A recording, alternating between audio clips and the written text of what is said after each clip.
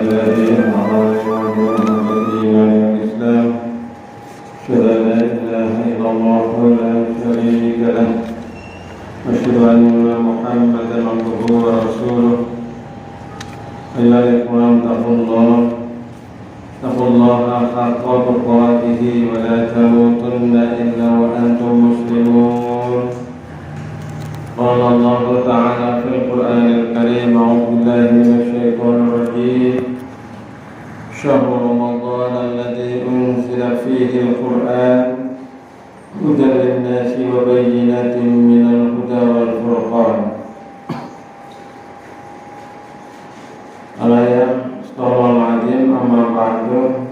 Jemaah sholat Jumat yang dirahmati Allah, mudah-mudahan hari ini hari yang berbahagia dan seterusnya dalam keridhaan Allah Subhanahu wa ta'ala. Karena kita senantiasa bersyukur kepada Allah atas segala nikmat karunia yang diberikan Allah kepada kita, maka mestinya kita berbahagia dalam setiap keadaan dan suasana. Kemudian yang berikutnya saya mengajak, mari kita berusaha untuk meraih predikat takwa, yaitu predikat yang mulia di hadapan Allah Subhanahu wa ta'ala. Kita tiada artinya harta kita, kedudukan kita, jabatan kita, anak-anak kita, sanjungan kita, kecuali kita berbekal dengan takwa kepada Allah Subhanahu wa ta'ala. Karena inilah sebaik-baik bekal, inilah sebaik-baik pakaian, dan ini pula yang akan dimuliakan di hadapan Allah Subhanahu wa ta'ala. Maka mari jemaah sekalian kita terus berbenah untuk meraih predikat muttaqin atau menjadi orang-orang yang bertakwa. Di antara upaya tersebut adalah dengan berpuasa di bulan suci Ramadan. Jadi kita yang berpuasa Ramadan ada harapan, mending ada peluang kita untuk menjadi orang yang bertakwa, muttaqin. Tapi kalau kita tidak berpuasa dan itu tidak ada halangan yang secara syar'i, maka peluang itu kecil, bahkan mungkin tidak ada, kecuali yang tidak berpuasa karena ada halangan secara syar'i. Seperti tadi disinggung oleh pengurus, mungkin karena udzur tua, karena sakit dan sebagainya. Tapi bagi kita yang sedang berpuasa, ini ada harapan untuk menjadi orang yang bertakwa.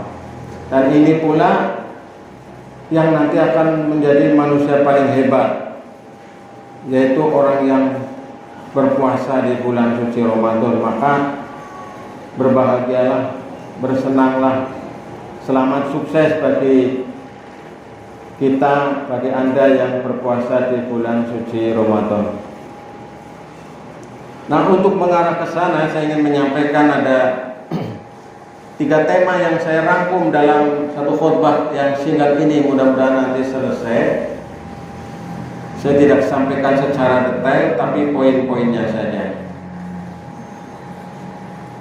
agar puasa kita lebih bermakna. Kira-kira judulnya begitu. Poin yang pertama, agar puasa kita diterima. Karena banyak puasa yang tidak diterima. Siapa puasa tidak diterima? Nah, itu mereka-mereka yang tidak sesuai dengan tuntunan. Bagaimana supaya puasa kita diterima? Yang pertama, ikhlas lillahi ta'ala. Ikhlas. Kita udah menahan lapar-lapar gini ya, mestinya bisa ikhlas. Karena kita ada yang bisa ngerewangi lapar, kecuali diri kita. Maka kita niati dalam berpuasa di bulan suci Ramadan ini ikhlas lillahi ta'ala. Maka dalam lafaz niat itu kalau dilafazkan yaitu semaudin andai pada sehari Ramadan hadis sehari fardun lillahi ta'ala, krono Allah Ta'ala, bukan krono-krono yang lain. Ini sudah jelas, sudah paham kita. Kemudian yang kedua, meninggalkan hal-hal yang membatalkan puasa. Yang membatalkan puasa dari mana tahunya?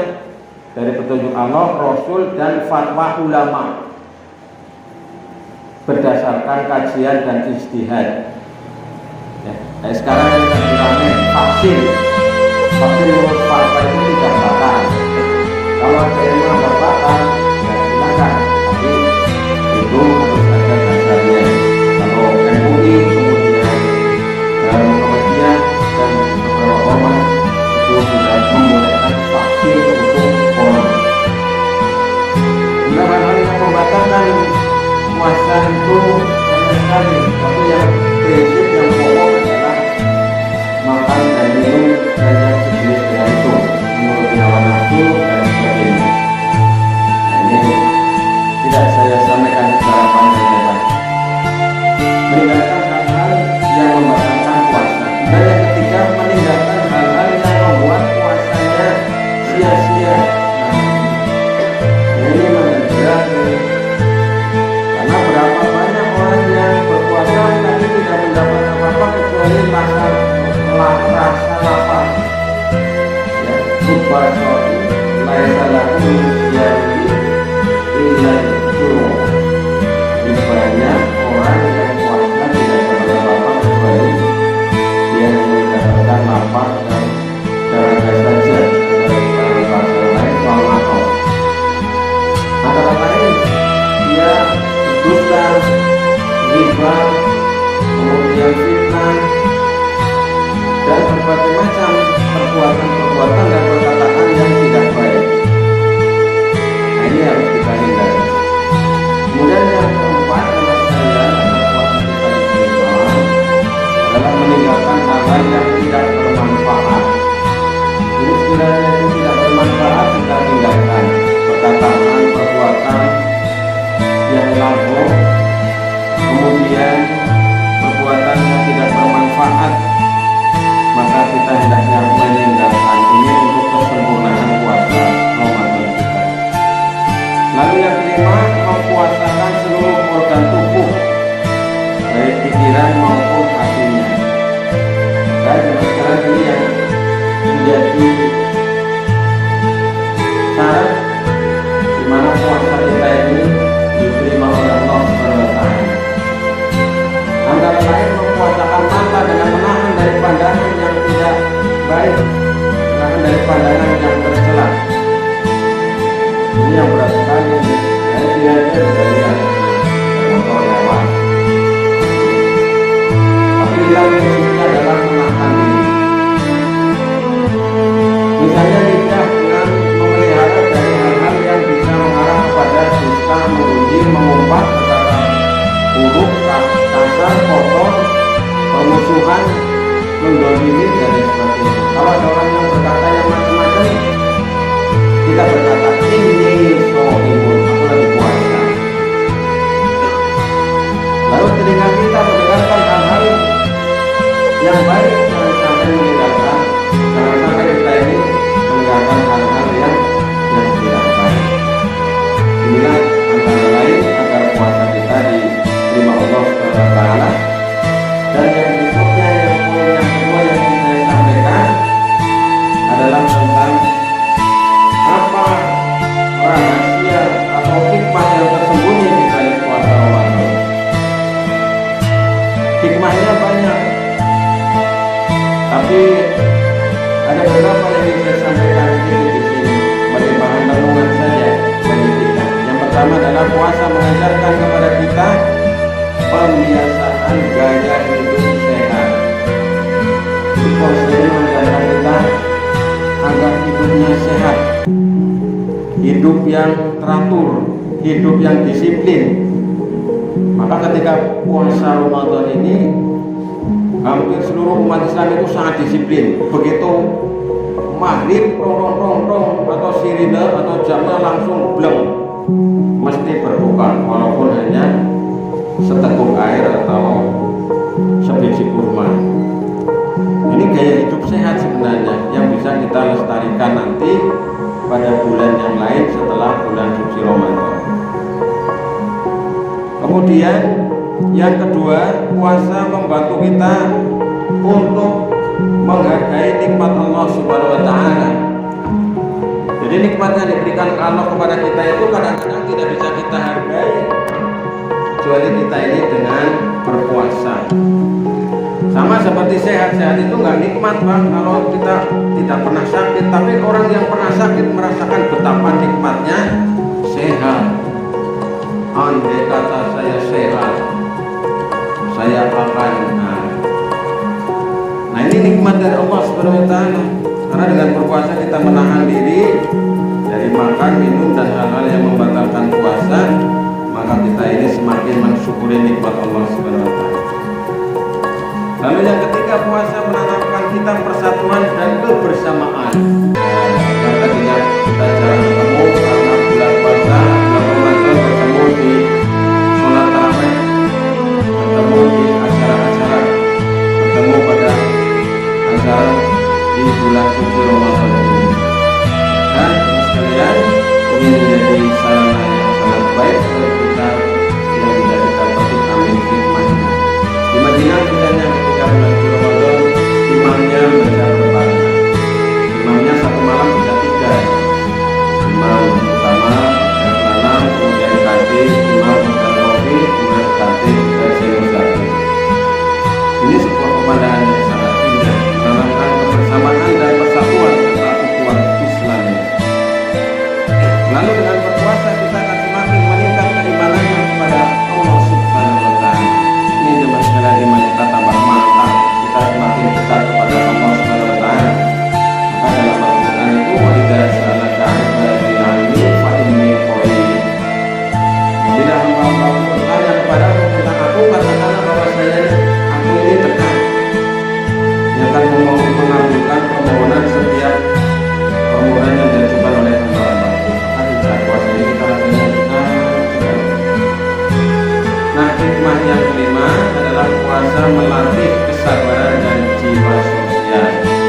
Jiwa sosial, teman sekalian, kita ada peluang pahala juga yang ini bersyukur kita ada orang yang 150.000 alhamdulillah. Kemarin ada yang datang sini waktu Jumat kemarin ini beli 20 kartu 2 juta. Karena memang melatih kesabaran dan infaknya, sedekahnya. Mana banyaknya wakaf jamaah sekalian. Dan bulan kemarin saya menolak wakaf dengan teman-teman. Itu banyak orang yang berwakaf. Kami tolak karena apa? Karena lokasinya berat sekali medannya. Kalau itu dijual dan diterimakan kami dalam bentuk uang, kami terima. Tapi kalau ini supaya dimanfaatkan berat sekali, mereka bunuh. Jadi banyak orang yang seperti ini. Kita berfakta untuk zakatnya, infaknya, sedekahnya, wakafnya dan sebagainya. Tinggal pilih kita mau jadi munfik, mau jadi muzaki atau mustaqib, boleh daftar di sini. Kalau saya nggak punya uang, daftar. Kalau saya punya uang ini kasih, itu boleh.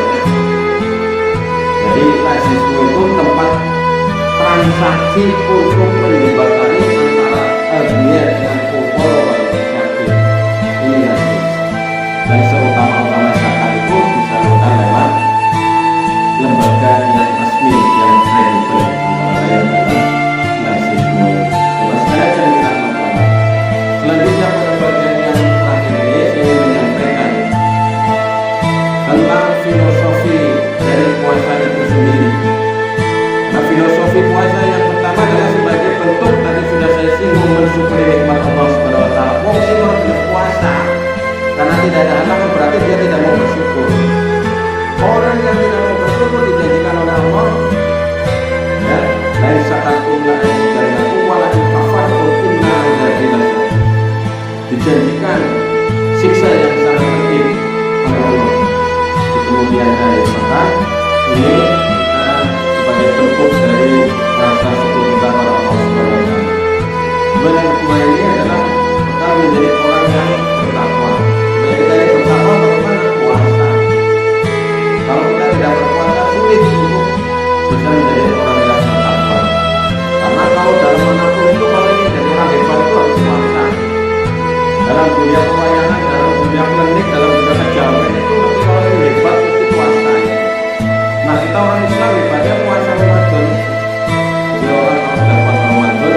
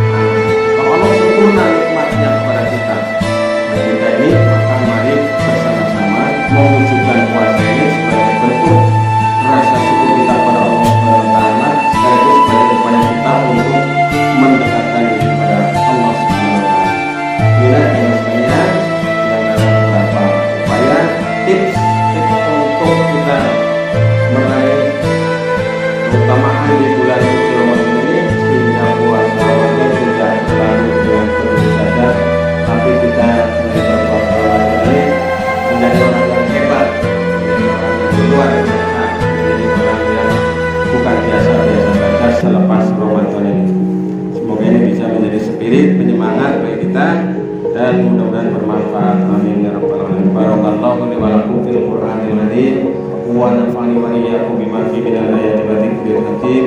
Aqulu qawli hadza astaghfirullahal azim innahu